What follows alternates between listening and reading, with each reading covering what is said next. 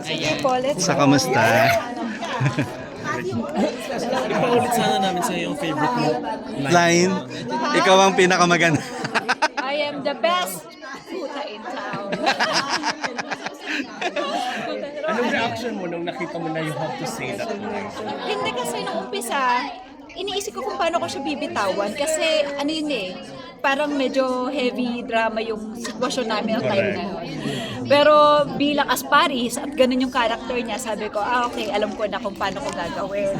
Tapos, bilang ano siya, parang ano siya, Warner ang tawag ni Direk Irene. Warner, ibig sabihin, isang shot lang talaga lahat yun. Dapat, ganun. Nagkumuha lang siya ng isa para in case daw na may, kunyari, meron siyang hindi nagustuhan, meron siyang pangsalba.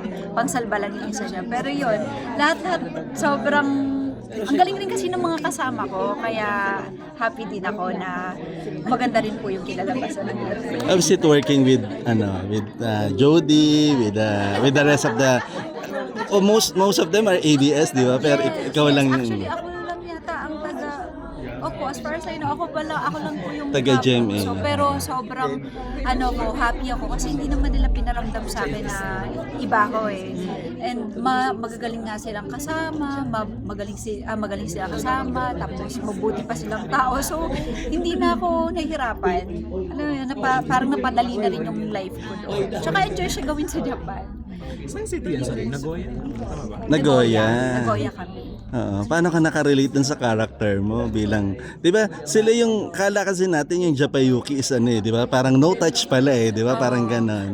Kasi yung una nating akala sa mga tao, sa mga Japayuki na parang they're sex worker, which is hindi. Parang depende pa rin yun sa mga Japayuki na nandun. Kapag matagal na yata sila, parang dun sa client na yun, depende na dun sa Japayuki. O kahit naman gano'ng katagal, merong hindi pumapayag, merong hindi pa rin pumapayag. Kasi respeto nila yun para sa sarili rin nila.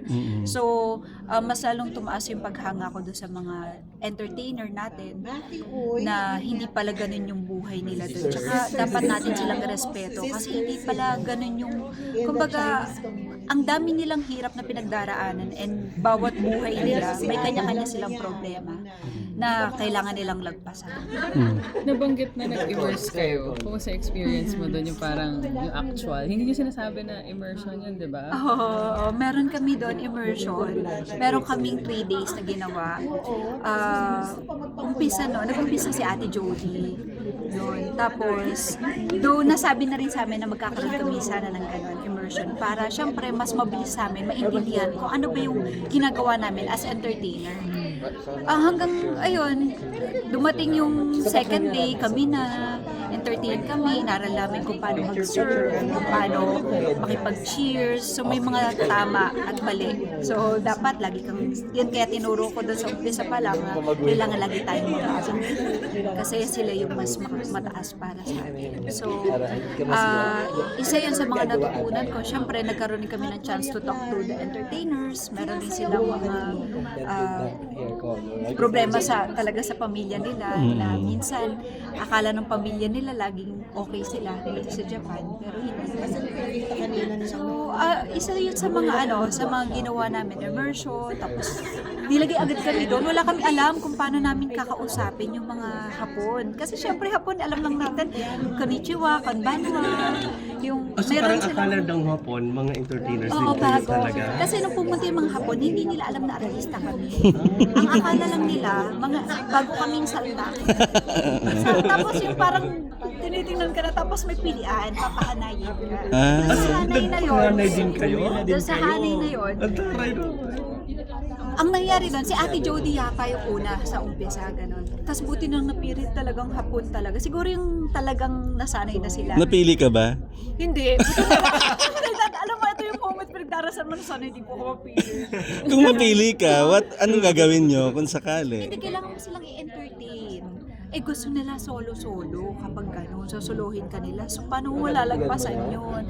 May tutulong man sa'yo. Kagandahan din naman ang ginawa namin. Meron kaming katabing hapon na medyo nagsasabi sa amin kung ano yung gusto namin sabihin, tsaka sasabihin. Siya yung gitna namin. Para makapag-usap kami. Parang interpreter. Ganon, may interpreter kami. Medyo mahirap din, ang hirap. Tsaka yung kabog ng dibdib ko, talagang totoo. Sabi ko, first time kong gawin to, sa isang pelikula o sa isang proyekto, malala yung kaba namin tsaka yung labig ng kamay namin. Pero ang masarap lang sa pakiramdam, nagawa namin po siya ng maayos. Hindi ka ba nahirapang mag-aral ng Japanese? Nahirapan ako kasi nga yun, parang nabanggit ko to nung unang-una pa lang, advanced screening po yata namin. Na talagang ang nangyari sa amin, meron kaming isang buwan na pinag-aralan, pero nabaliwala po lahat yun. Tapos binigyan kami ng bagong script ng Nihongo doon na sa Japan. Tapos start na kami after 3 days. Ganun na po siya. So, pero pwede daw. Ay, akala ko hanggang 8 p.m. Congratulations.